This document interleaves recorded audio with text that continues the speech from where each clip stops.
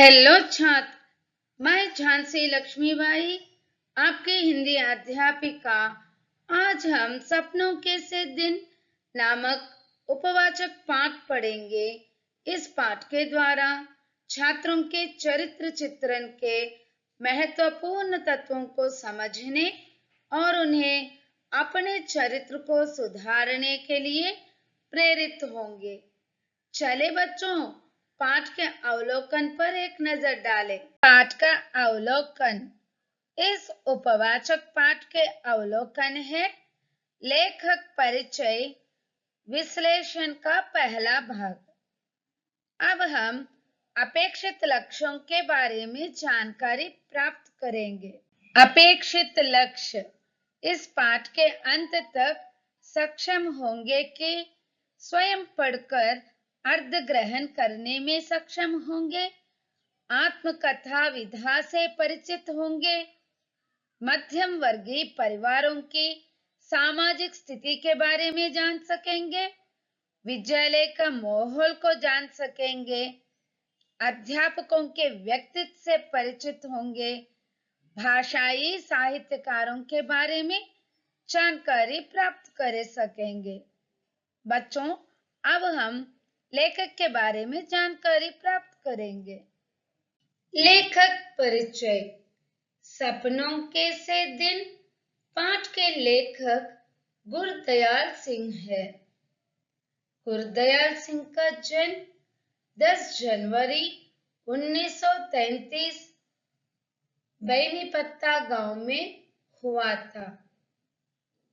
आप मशहूर पंजाबी साहित्यकार है।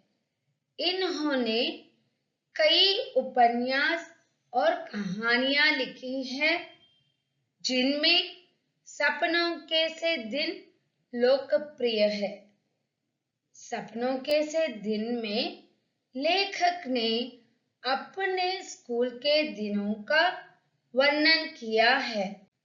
लेखक अपनी आत्मकथा के इस अंश में बताते हैं कि बचपन में जब वह और उनके साथी खेला करते थे तो सभी एक जैसे लगते थे।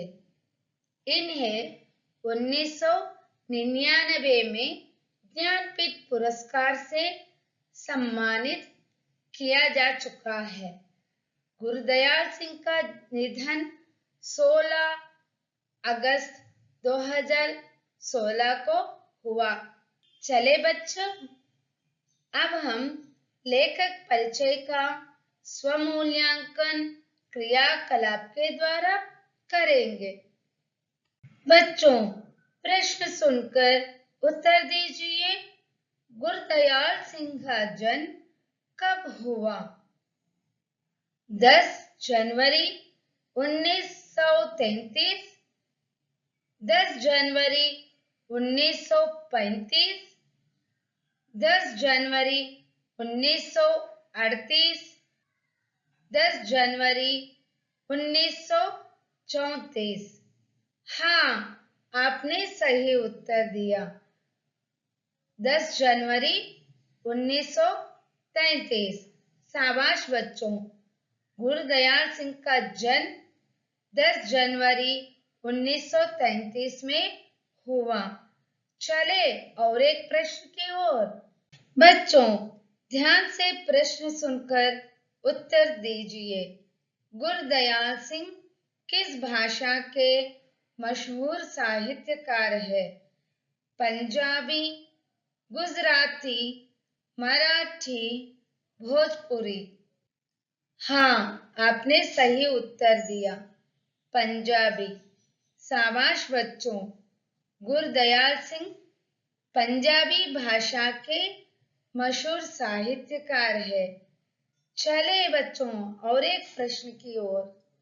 बच्चों, प्रश्न सुनकर उत्तर दीजिए। गुरदयाल सिंह का निधन कब हुआ? 16 अगस्त 2016, 16 अगस्त 2018, 16 अगस्त 2019, 16 अगस्त 2000। हाँ, आपने सही उत्तर दिया। 16 अगस्त 2016। शाबाश बच्चों। गुरदयाल सिंह का निधन 16 अगस्त 2016 को हुआ। चले बच्चों, अब हम पाठ के विश्लेषण पर एक नजर डालेंगे। इससे पहले हम पाठ प्रवेश पर एक नजर डालेंगे। पाठ प्रवेश। बचपन में भले ही सभी सोचते हैं कि काश हम बड़े होते तो कितना अच्छा होता, परंतु जब सच में बड़े हो जाते हैं तो उसी बचपन की यादों को याद कर करके खुश हो जाते हैं।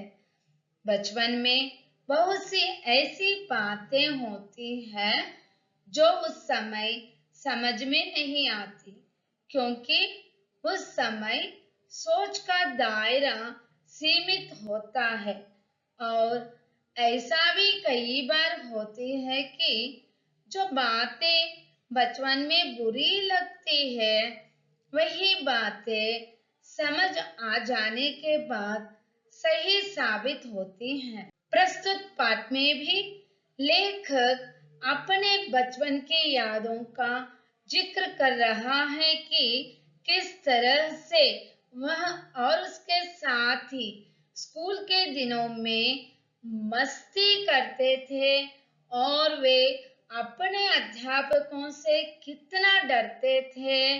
बचपन में लेखक अपने अध्यापक के व्यवहार को नहीं समझ पाया था। उसी का वर्णन लेखक ने इस बात में किया है। अब हम पाठ के विश्लेषण पर एक नजर डालेंगे।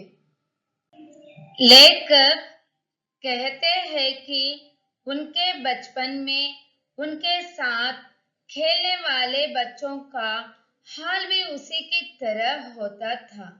सभी के पांव नंगे, फटी मैली सी कच्ची और कई जगह से फटे कुर्ते जिनके बटन टूटे हुए होते थे और सभी के बाल बिखरे हुए होते थे। जब सभी खेलकर धूल से लिपटे हुए कई जगह से पांव में छाले लिए, घुटने और ढकने के बीच का टांग के पीछे मांस वाले भाग पर खून के ऊपर जमी हुई रेत मिट्टी से लथपथ पिंडलियां लेकर अपने अपने घर जाते तो सभी की माँ बहनें उन पर तरस नहीं खाती बल्कि उल्टा और ज्यादा पीट देती। कई बच्चों के पिता तो इतने गुस्से वाले होते कि जब बच्चों को पीटना शुरू करते तो यह भी ध्यान नहीं रखते कि छोटे बच्चे के नाक मुंह से लहू बहने लगा है और ये भी नहीं पूछते कि उसे चोट कहाँ लगी है। परंतु इतनी बुरी पिटाई होने पर भी दूसरे दिन सभी बच्चे फिर से खेलने के लिए चले आते। लेखक कहते हैं कि यह बात लेखक को तब समझ में आई जब लेखक स्कूल अध्यापक बनने के लिए प्रशिक्षण ले रहे थे। वहां लेखक ने बच्चों के मन के विज्ञान का विषय पढ़े थे। बच्चों, प्रश्न सुनकर उत्तर दीजिए। सपनों के से दिन पाठ में लेखक ने किसके बारे में लिखा? लेखक ने अपने बचपन के बारे में लिखा, लेखक ने अपने बुढ़ापे के बारे में लिखा, दोनों भी कोई नहीं।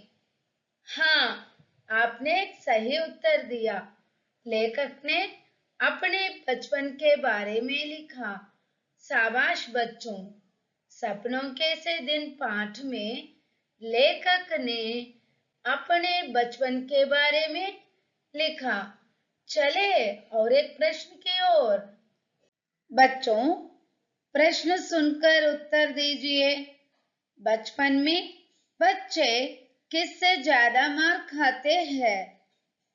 माता पिता, माँ बहन, माँ भाई, माँ दादी? हाँ, आपने सही उत्तर दिया, माँ बहन। शाबाश बच्चों। बच्चों, अब चलेंगे पाठ की ओर। लेखक कहते हैं कि कुछ परिवार के बच्चे तो स्कूल ही नहीं जाते थे और जो कभी गए भी पढ़ाई में रुचि न होने के कारण किसी दिन बस्ता तालाब में फेंक आए और उनके माँ बाप ने भी उनको स्कूल भेजने के लिए कोई जबरदस्ती नहीं की। यहाँ तक कि राशन की दुकान वाला और जो किसानों की फसलों को खरीदते और बेचते हैं, वे भी अपने बच्चों को स्कूल भेजना जरूरी नहीं समझते थे। वे कहते थे कि जब उनका बच्चा थोड़ा बड़ा हो जाएगा तो पंडित घनश्याम दास से हिसाब किताब लिखने की पंडित पंजाबी प्राचीन लिपि पढ़वा कर सिखा देंगे और दुकान पर खाता लिखवाने लगा देंगे। लेखक कहते हैं कि बचपन में किसी को भी स्कूल के उस कमरे में बैठकर पढ़ाई करना किसी कैसे कम नहीं लगता था। बचपन में घास ज्यादा हरी और फूलों की सुगंध बहुत ज्यादा मन को लुभाने वाली लगती है। लेखक कहते हैं कि उस समय स्कूल की छोटी क्यारियों में फूल भी कई तरह के उगाए जाते थे, जिनमें गुलाब, गेंदा और मोतियों की दूध सी सफेद कलियां भी हुआ करती थी। ये कलियां इतनी सुंदर और खुशबूदार होती थी कि लेखक और उनके साथी चपरासी से छुप छुपा कर कभी कभी कुछ फूल तोड़ लिया करते थे, परंतु लेखक को अब यह याद नहीं कि फिर उन फूलों को वे क्या करते थे। लेखक कहता है कि शायद वे उन फूलों को या तो जेब में डाल लेते होंगे और माँ उसे धोने के समय निकालकर बाहर फेंक देती होगी, या लेखक और उनके साथी खुद ही स्कूल से बाहर आते समय उन्हें बकरी के मेमनों की तरह खाया चल जाया करते होंगे। बच्चों, अब हम इस परिच्छेद का स्वमूल्यांकन क्रियाकलाप का द्वारा करेंगे। बच्चों, प्रश्न सुनकर उत्तर दीजिए। क्यारियों में कौन से फूल उगाए जाते थे? गुलाब, गेंदा, गुलाब और गेंदा, चंपा। हाँ, आपने सही उत्तर दिया, गुलाब और गेंदा। शाबाश बच्चों। चले और एक प्रश्न की ओर। बच्चों, प्रश्न सुनकर उत्तर दीजिए। लेखक बचपन में छुप छुप कर क्या तोड़ते थे? फल, फूल, पत्ते, कली। हाँ, आपने सही उत्तर दिया, फूल। शाबाश बच्चों। लेखक बचपन में छुप छुप कर फूल तोड़ते थे। बच्चों, चलो पाठ की ओर। लेखक कहते हैं कि उसके समय में स्कूलों में साल के शुरू में 1-1.5 महीने ही पढ़ाई हुआ करती थी, फिर 1.5-2 महीने की छुट्टियां शुरू हो जाती थी। हर साल ही छुट्टियों में लेखक अपनी माँ के साथ अपनी नानी के घर चले जाता था। वहां नानी खूब दूध, दही, मक्खन खिलाती, बहुत ज्यादा प्यार करती थी। दोपहर तक तो लेखक और उनके साथी उस तालाब में नहाते, फिर नानी से जो उनका जी करता वह मांग कर खाने लगते। लेखक कहते हैं कि जिस साल वह नानी के घर नहीं जा पाता था, उस साल लेखक अपने घर से दूर जो तालाब था, वहां जाया करता था। लेखक और उसके साथी कपड़े उतारकर पानी में कूद जाते, फिर पानी से निकलकर भागते हुए एक रेतीले टीले पर जाकर रेत के ऊपर लेटने लगते, फिर गीले शरीर को गर्म रेत से खूब लथपथ करके फिर उसी किसी ऊंची जगह जाकर वहां से तालाब में छलांग लगा देते थे। लेखक कहते हैं कि उन्हें यह याद नहीं है कि वे इस तरह दौड़ना, रेत में लेटना और फिर दौड़कर तालाब में कूद जाने का सिलसिला 5-10 बार करते थे या 15-20 बार। बच्चों, अब हम इस परिच्छेद का स्वमूल्यांकन क्रियाकलाप के द्वारा करें। बच्चों, प्रश्न सुनकर उत्तर दीजिए। छुट्टियों में लेखक कहाँ जाते थे? नानी के घर, मामी के घर, फूफी के घर, दादी के घर। हाँ, आपने सही उत्तर दिया, नानी के घर।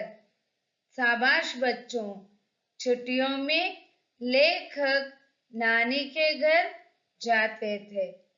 बच्चों, चले और एक प्रश्न की ओर। बच्चों, प्रश्न सुनकर उत्तर दीजिए।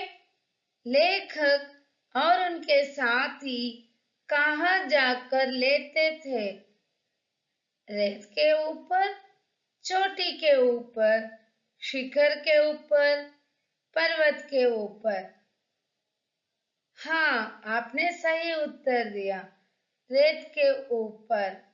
शाबाश बच्चों, लेखक और उनके साथी रेत के ऊपर जाकर लेटते थे। बच्चों, चले पाठ की ओर। बच्चों, हम इस मॉड्यूल में लेखक परिचय और विश्लेषण का पहला भाग के बारे में जान चुके हैं। विश्लेषण का दूसरा भाग और आकलन के बारे में दूसरे मॉड्यूल में जानेंगे।